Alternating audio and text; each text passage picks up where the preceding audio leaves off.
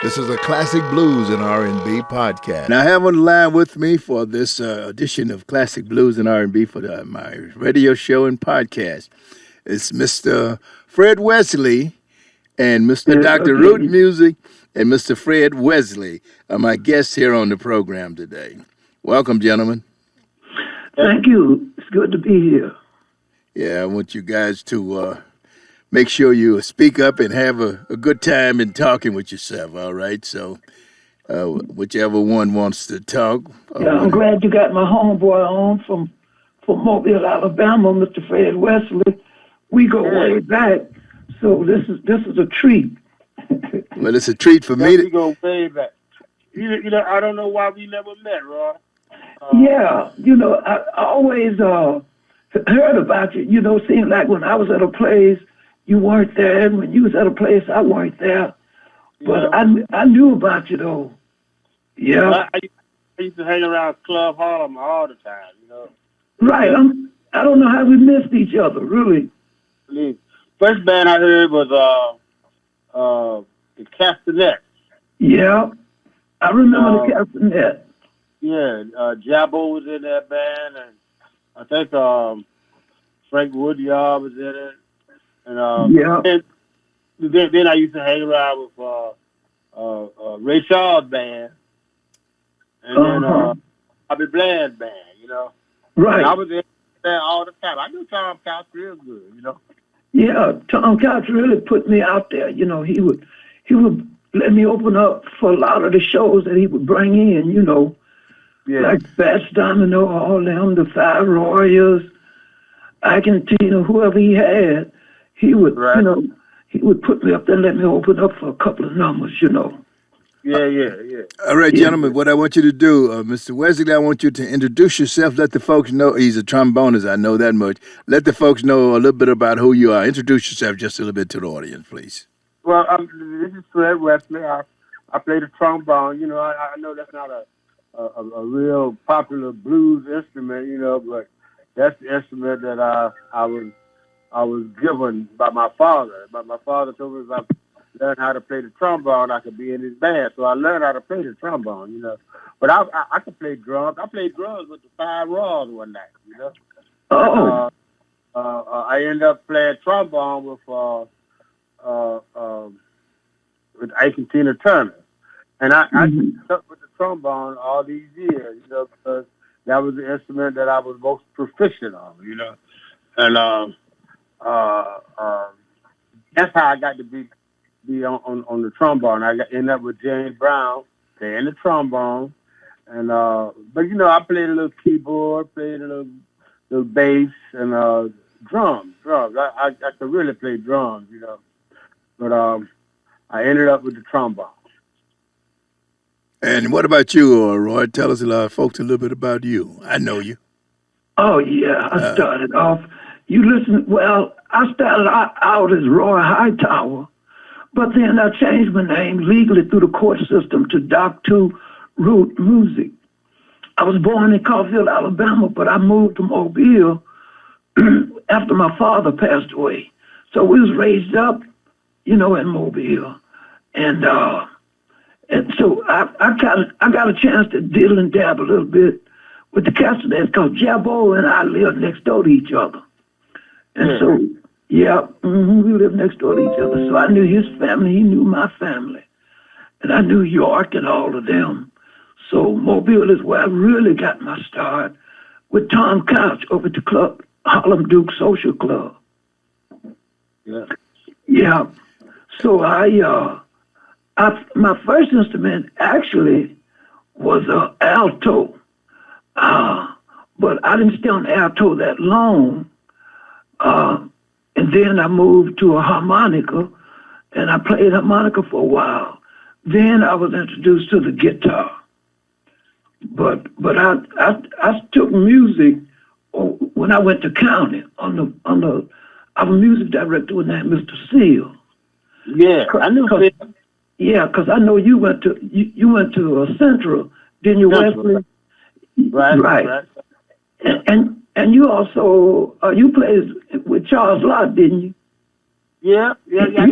Charles Lott. Yeah, Charles Lott was a good friend of Tom. Tom. Yeah, he was the union man. He was the union man. Yeah, he was. He sure was. Yeah, he the one got me in the Federation of Musician Union. Yeah, yeah. Well, Yeah. you know, in case everybody don't know who Jabbo was, Jabbo was the drummer with the JBs. Right. With the JBs, Jabbo played with James Brown, but he did Pass the P to give me some more and Gonna Have a Funky Good Time. And he was a big time drummer around Mobile, but he played with Bobby Bland first. Yeah, he left Mobile with Bobby Bland, right? Yeah. Then he ended up with James Brown. So that you hear us talking about Jabbo. Jabbo was that drummer, you know. Yeah, James Brown called him, "Hey Jab." Yeah. Hey Jab. Yeah. What was it like playing with James Brown and making him shout out at you, play that bone, Wes? Yeah, but you know, James Brown was a hard taskmaster. You know, he wanted everything his way. He did music differently. He didn't do like everybody else did. He did it. If you notice, Pass the P was a little different. Gonna Have a Fucking Good Time was a little different. Mm-hmm. But I learned a lot from James Brown by doing as he told me. You know, I was his band leader from 1971 to 1975.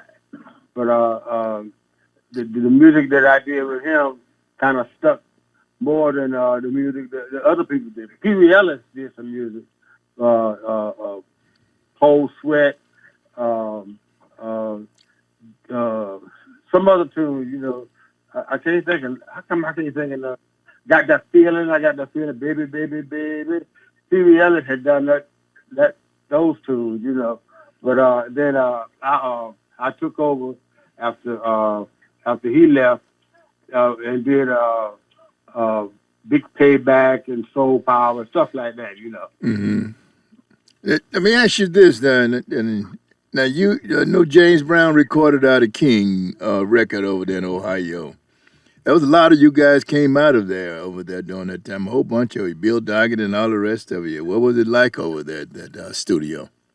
Well, you know, I wasn't with James Brown when he was really recording in Cincinnati. Okay. But he was tough. He was tough. They recorded in King recording studio, and I did a couple of tunes in there with him.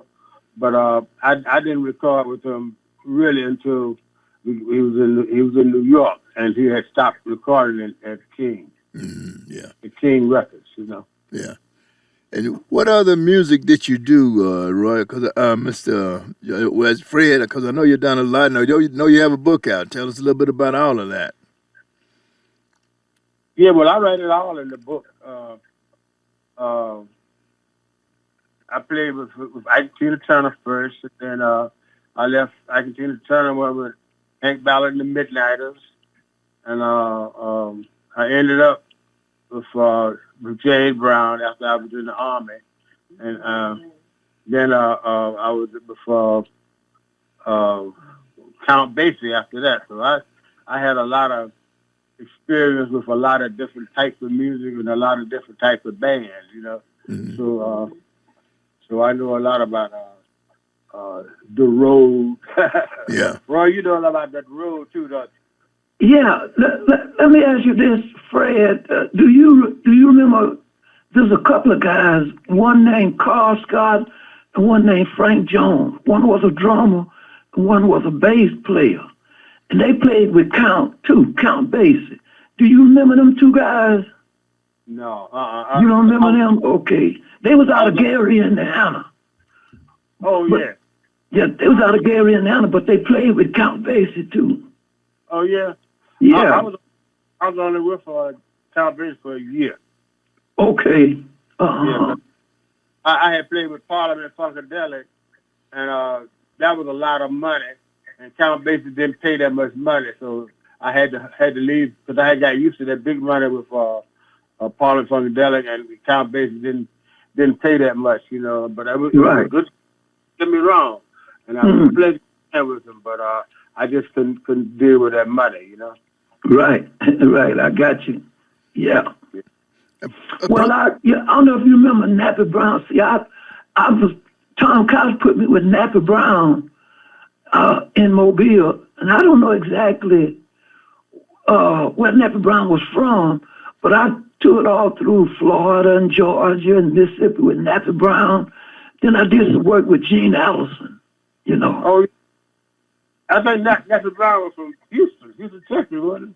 I think he might have been. I thought he was from the Carolinas somewhere.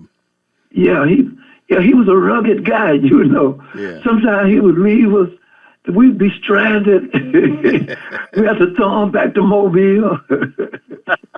Yeah.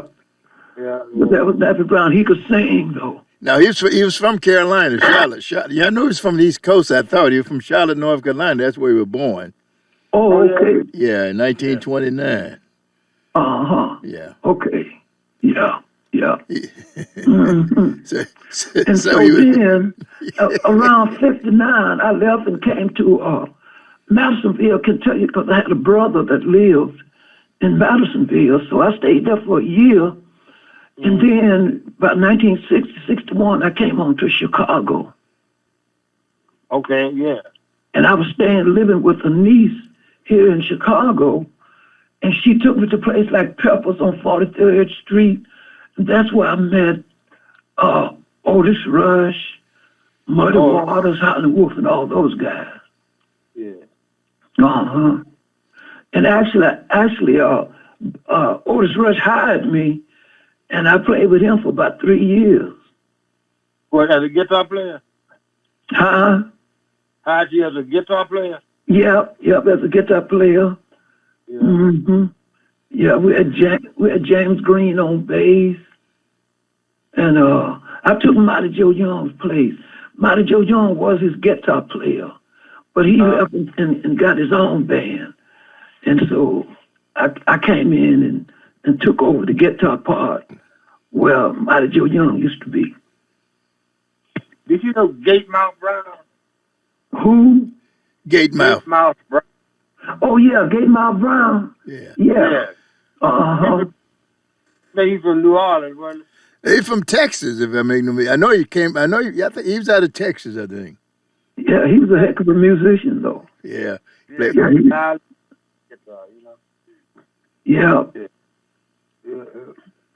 Yeah, Gatemouth Brown. Did you ever play with Gatemouth? Because he played. You know, I didn't play a lot of blues when I was in Mobile. I was playing jazz and rhythm and blues, stuff like that. But now I just did an album, and it should come out in December or January or something like that. And it's called To the Blues and Back. And I got two like Put On Your Red Dress, Baby, Big Leg Emma's House. You know a tune called Trick Bag? Mm-hmm. Trick Bag by Earl King and I Was Born in a Stump, Tobacco Road. Right. I think Lou Ross did that too. Yeah, he did it too, yeah. Yeah. Right. I got good tunes on a lot of blues tunes on the album, and it's called From the Blues and Back. Okay. So, I got my start playing the blues. Yeah. Let me say this about Gatemouth. He was born in Louisiana, Vinton, Louisiana. He was out and he moved to Texas. I think that's what happened. Okay, all right. Mm-hmm. Yeah. But continue to talk about your album. You say you got a CD coming out in December. Yeah, I did it in Liechtenstein.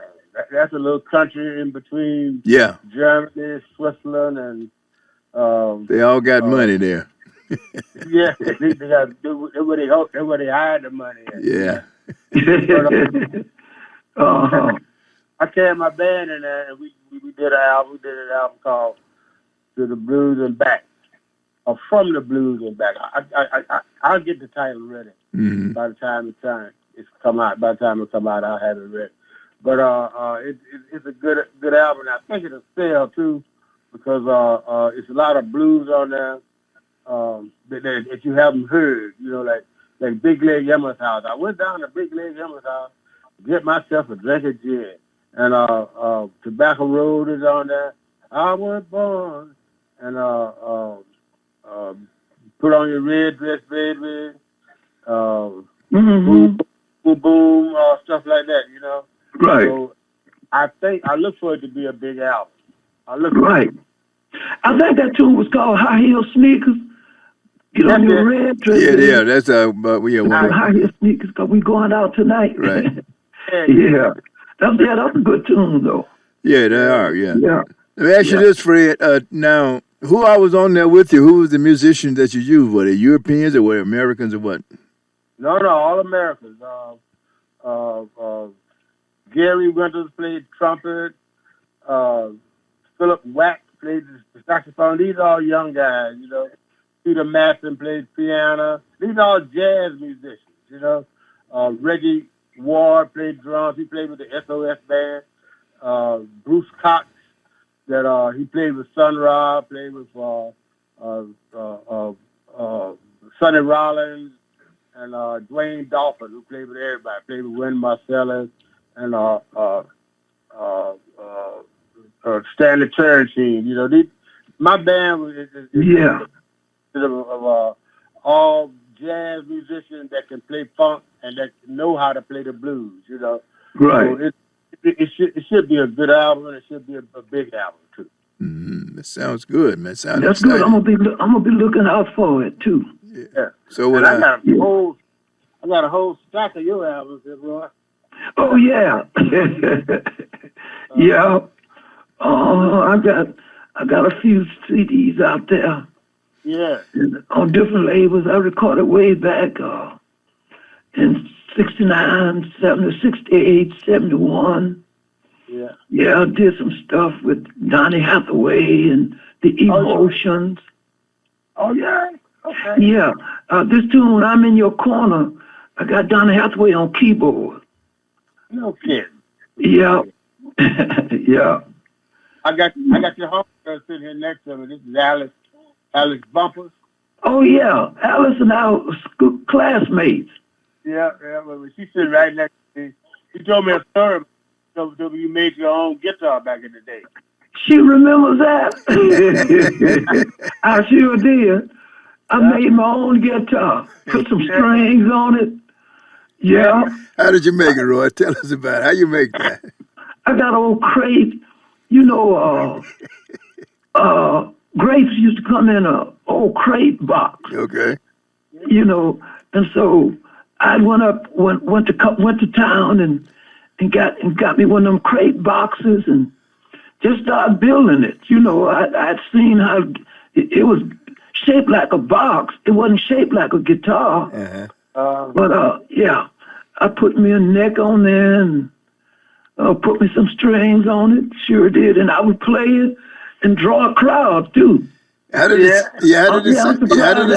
Alice remember that. Yeah, how did it sound? Ron, what the devil is this? How you doing, Alice? My goodness, got Alice on the set. Yeah, that was years ago. Wow. You know, I've been knowing you ever since we were 7, 8 years old because we used to shoot marbles together. I lived above me. Yeah, sure did. Oh man, no, we kind of lived next door to each other because wasn't that far apart, and we used to walk to school. Yeah. Mm-hmm. They used to come out of my house every day. Yeah. Roy and Alice, they live in Coffeeville, Alabama, and we in Mobile we called it up the country. Yeah. Coffeeville, Alabama. Yeah. Oh, you got some Coffeeville, huh? Mm-hmm. Okay. Yes, indeed. So I knew Alice, her family, and all of them. You know. Mm-hmm. Mm-hmm. Yeah. Sure. We done had a lot of experiences in our careers, you know. Yeah, we did. And I'm glad to meet you, Roy, because if I had known you before, I would have had you on the album, you know. Yeah. That's true. Because, we came from the same stock. Do you remember King Club? Yeah. Yeah, over in Pritchard. Yeah, that's where I first met Jimmy Reed at King's Club. Well, that's where I first learned how to play the trombone. I mean, play jazz on the trombone with Pratt. You know Pratt? Yeah, Pratt was over at Blunt. He was a music teacher at Blunt. Right. Yeah, and then he left with Ray Charles. He played with Ray Charles for about a year or two. Then he came back and started teaching again. So you met him over. So Pratt, did you get a chance to play with Pratt? Yeah. Yeah. Okay. I took Henry Freeman's job. Freeman stopped playing, and Pratt needed a trombone player, trumpet player, something, and I played trombone, and I took his job. I took Henry Freeman's job. Oh, okay. Yeah, Pratt. Wow. Yeah. Pratt and Charles Lawton, all them guys, they was older than us, but they was always like, come on, boy, we gonna teach you how to play some real music. We're gonna put you in the union.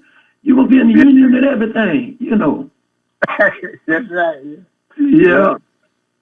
That was back in the day, man. Wow.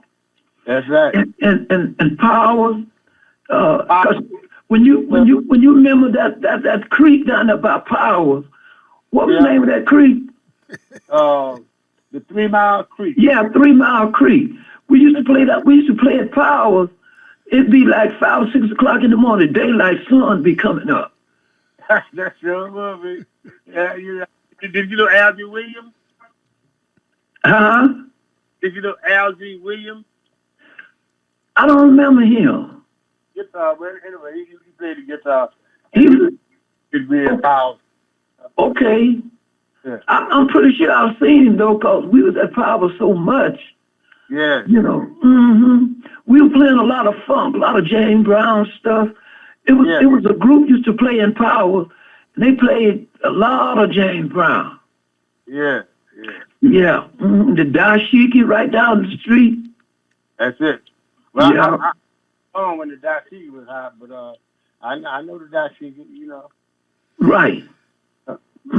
So both of you gentlemen are still active today, right? You're still working and doing things and enjoying it, or what? Oh yeah. Yes, goodness. I'm a play until I can't play no more. And me too. Yeah. So you still playing the trombone, Fred? Say what now? You still playing the trombone? Those lips are okay? Oh yeah. I'm still playing. Still playing. Yeah. It ain't easy no more, but I can still play it, That's good. Right. Yeah. Cause I saw a video of you. This young lady was doing a James Brown tune, and I can't remember her name, but you was leading the band. Yeah. And you and the lady was out front on stage. Y'all was cooking. That was Martha High, yeah. Oh, Martha High. Yeah, she looked like she's about in her 50s, maybe early 60s or something. Oh, I'm gonna tell her she'll love that. She's in her 70s, Oh, she's in her 70s? Yes, she is. Oh, okay. Yeah, she looked good for her age. She was cooking, though. Yeah, she was cooking. The woman looks good, not for her age. The woman looks good. Tell him, Fred, the woman looks good, right? Don't forget Fred got a lady sitting next to him now. We don't want to get him in trouble. I'm keeping you out of trouble. About looks good for her age. Let that woman looks good, period. Yeah. Bro, you look good for your age, too.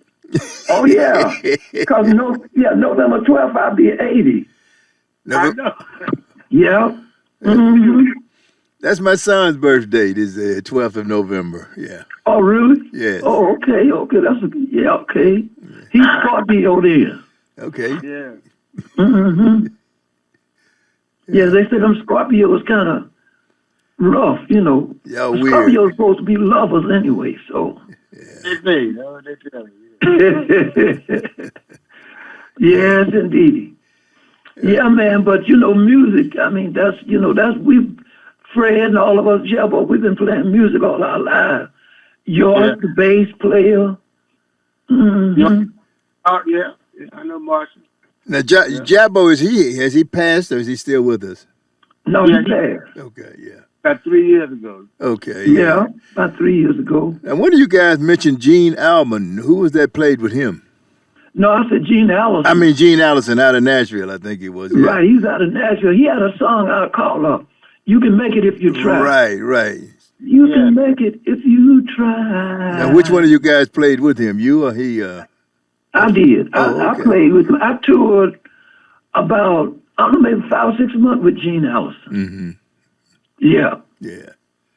Yeah, he was the type of guy, the women fall out over him. They just come to this bandstand and faint. Just fall out. Yeah. And I was a young cat, 17, 18. I said, shoot, when I grow up, I'm going to be like Gene Allison. I'm having the women falling out and fainting and carrying on. Yeah, that Gene Allison. So I'm pretty sure he probably passed away because he was probably in his 30s or 40s back then. Yeah. Mm-hmm. And I think Nappy Brown really just passed here about maybe a year or two ago. Yeah, Nappy, I remember saying it. Yeah, you're right. Not a long time ago, right? Yeah. So he must have been in his 90s when he passed away because he was like, back when I was with him, he was probably, I think he was born I'm just guessing. Huh? I think he was born in the 20s. I think it was 1922 or something, I think it was. Uh-huh. When I looked it up, Yeah. And that was a club this club was right down below Powers, where Powers used to be. And the Commodores used to play in there, and I can't, because the Commodores, I think they came to Mobile from, because I think they went to... they went to Tuskegee, yeah. Yeah, Tuskegee. Mm-hmm. Right. I live in Montgomery now. That's where Alex lives. I live with Alex in Montgomery, and they were from Tuskegee. Right. And Yeah. I think the club you is the Ebony Club. Yeah, in the Ebony Club because the Commodores and they was playing in there and they was really sounding good, man. Yeah. But this before they got with Motown. They didn't have a record out at that point, but they was very good though. Well, I had a band up here in northern Alabama. Clyde played with me. He played with my band. Okay. Then when I went with James Brown, he went with the Commodores. That was back in the day, yeah. Mm-hmm. Right. Mm-hmm. Yeah, because we would be playing at the Dashikas and, the fans, there's a band down there called the Commodores. Y'all need to go down and listen to them. Boy, they good. And so we got a chance to go down and check them out. They was cooking. Yeah, they are good. Yeah. Great sound when it came out, yes. Right.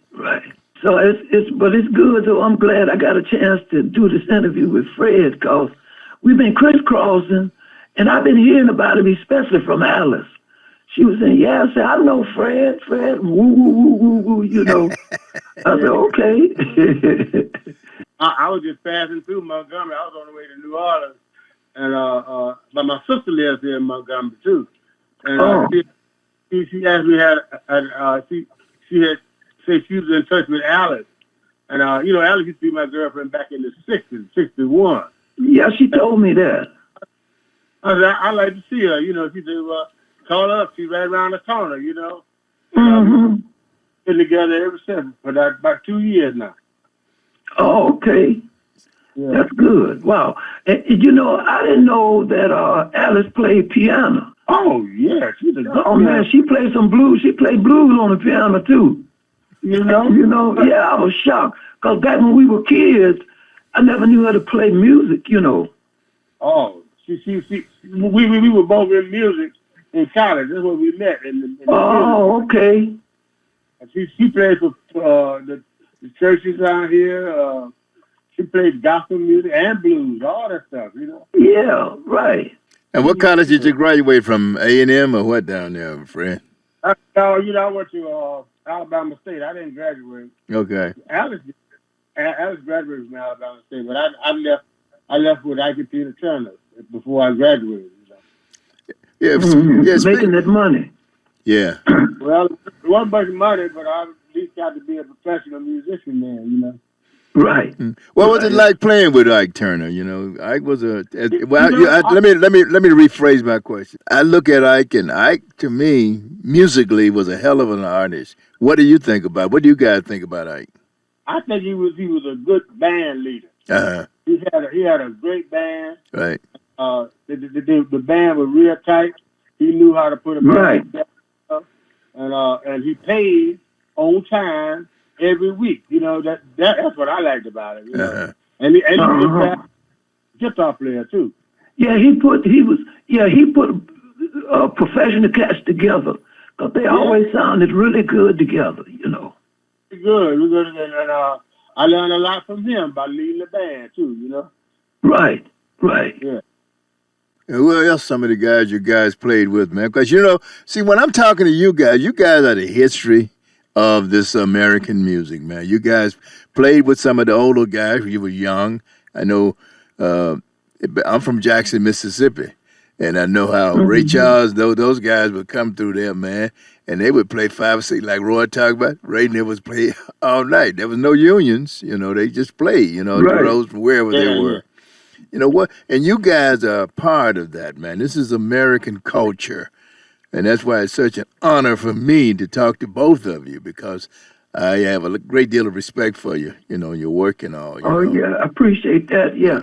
Well, you know, I mean, because here in Chicago, we played, you know, I did a lot of shows with Dorothy Tillman.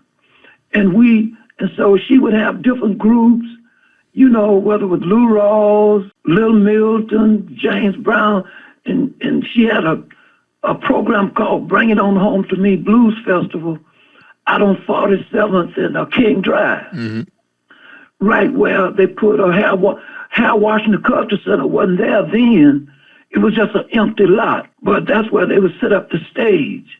So a lot of the musicians that would come in, that she would bring in, we get a chance to play with them or back them up or something like that, you know. The Dales, the Shy-Lights, and all of those guys, you know. I used to play, as a matter of fact, I played with the Spaniels. I played about 5 or 6 months with the Spaniels. I played with the Dales for a while. Yeah, I remember the lead singer for the Dales, Junior, he had an incident at a club called the Brown Derby. I never get back in '63. And so the Dales had they had a tune by the Coasters that they used to, was like their theme song. And it was like Charlie Brown. They would start off with Charlie Brown and they would end their show with Charlie Brown. And then we would take intermission. And so at this club, Brown Derby, they didn't allow the black people to come out in the audience with the white folks. So the band, we would come off the stage and go right through the back of the bandstand to the dressing room.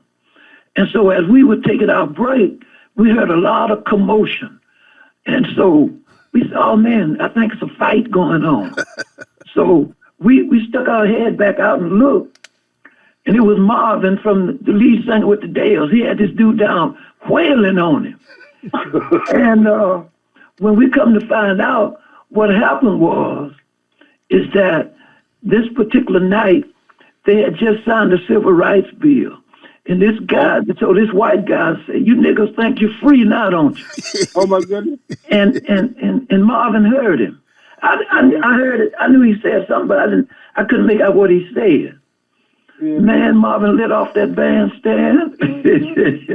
They had to pull him up off this dude. What city? What city was the Brown Derby you were talking about? It was out there in Harvard. It was. I know it was on Halston. Oh, okay. It was the Brown Derby, and so as a matter of fact, they put this guy out because he was wrong. So Marvin got up and got on the microphone and made a speech. And see, Marvin then was real popular in Harvard because that's where they was from. Right. So Marvin got up, he said, look, you know, he said, we've been playing at this club for a lot of years, And we never had any trouble. See, but what my man said, calling us niggas, we don't go for that. We don't play that. And most of the audience kind of agreed with him, you know. I met him at Julia one time, you know. But it was, you know, they had the Pioneer Awards out of Philly. They used to have it in New York, and the Dells received the award one time, and I was in the band. And, at Marvin and Julia. Right. While you guys were traveling musicians, did any particular venues, you know, cities that you enjoyed playing in more than others? I mean, I know you enjoyed them all if you got paid, but were there, you know, you enjoyed better than others? But I enjoyed Chicago. I'm telling you, I was so glad to get to Chicago. I didn't know what to do, you know. Yeah. And Baltimore, the big theaters, and I used to love to play the theater, the Apollo Theater, and the Royal Theater in Baltimore, the Uptown Theater. I used to love those places like that because the first place we stayed there for a long time, you know, a few years. I mean, a few weeks, few days, you know. Right. Whereas the other cities we just hit and run, you know. But those big cities we stayed for a while. The theaters, the Royal and the Regal Theater in Chicago. I used to love to play that, you know. Yeah. We played in some nice venues. I like the Yale in Vancouver. We did the Eddie in Calgary, Alberta. Also Blues on White in Edmonton, Alberta. Those are some nice venues, you know. Also the festival in Helsinki. So you know, Fred, we've been all over. So it's so many you be done forgot, you know. I know, yeah. Yeah. Yeah, and Fred, how did you get to decide to record in Liechtenstein? I mean, how did that come about? I can't remember the piano player. The piano player, Peter Matson, he lived in, he's from Chicago, but he lived in New York, but he had moved to Austria. And Austria was right across the mountain from Liechtenstein.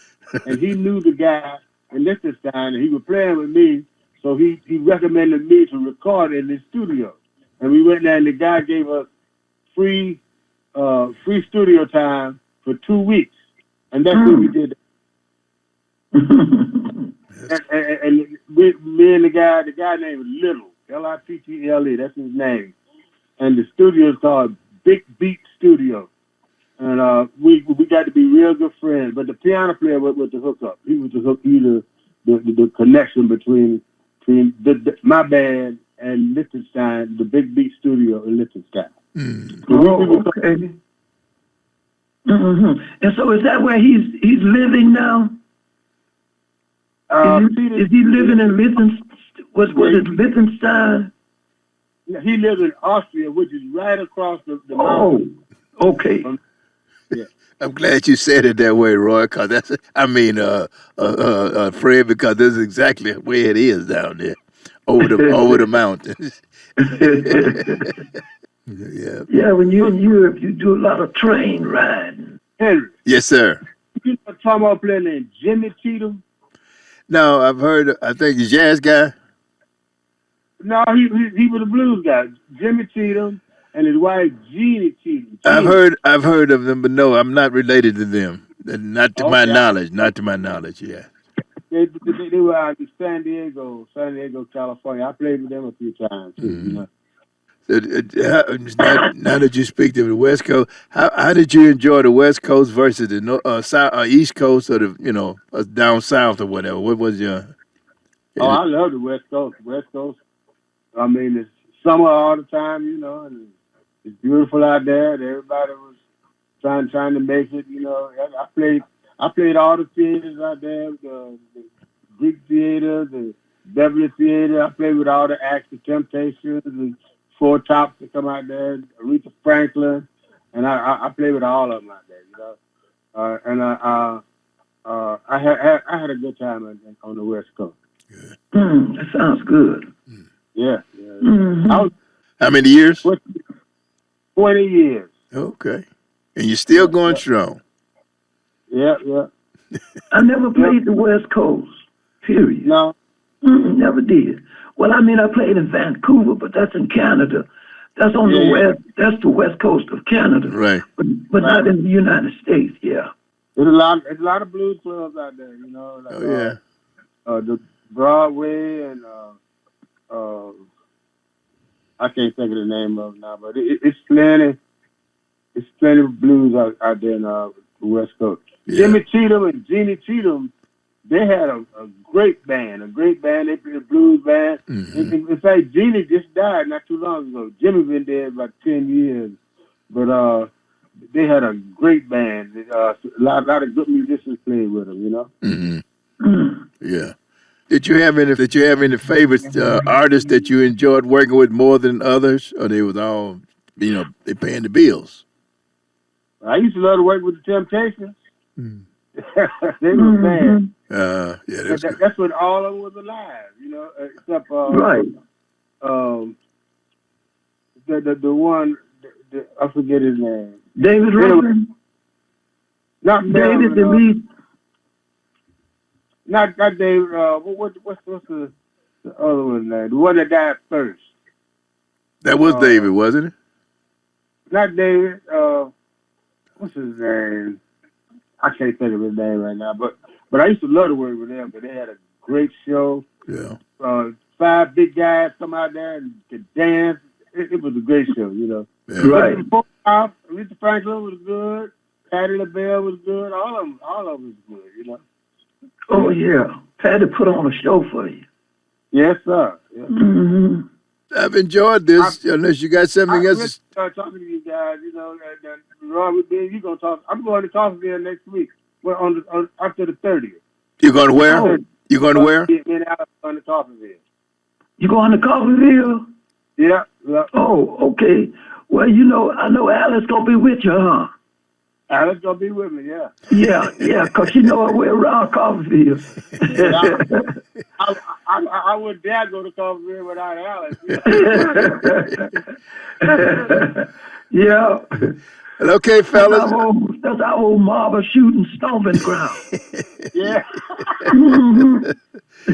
Hey, I want to. Now, that go way back if we played marbles together. Yeah. When marbles was being played, I don't even know how to play today, but I used to shoot pretty good too. Yeah. But anyway, fellas, I really this is an honor for me, to be able to talk to you two gentlemen, Mr. formerly known as Roy Hightower, the Rhute Doctor, music, and my man Fred Wesley, Alabama boys. I want to thank you guys both very much for sharing this mic with me. Appreciate it. Yeah. Hey, Fred, next time I go home, I'm going to holler at you, see if we can't kind of get together, Call me up. Yeah. All right. It's been a pleasure, man. This is really great for me. I don't know how y'all feel about it, but I love it. Yeah, I enjoyed it. All right. Yeah. All right. Thank you guys very much. Okay. Take care, Fred. Be safe. Thanks for joining our podcast here on our YouTube channel. Subscribe to us at Henry CB. Follow us on Twitter at WVON Henry and like our Facebook page at Classic Blues and R&B.